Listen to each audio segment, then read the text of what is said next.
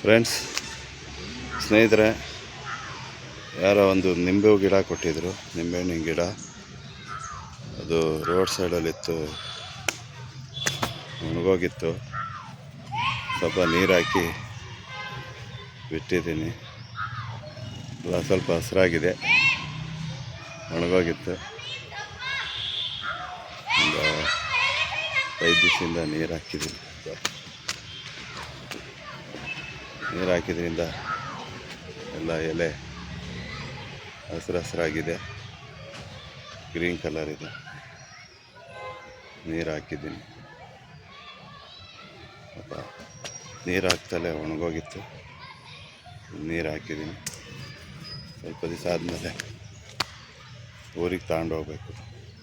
ಇಲ್ಲೊಂದು ಅಲೋವೆರಾನು ಇದೆ, ಅದು ನೋಡಿ ಎಷ್ಟು ಹಸಿರಾಗಿದೆ.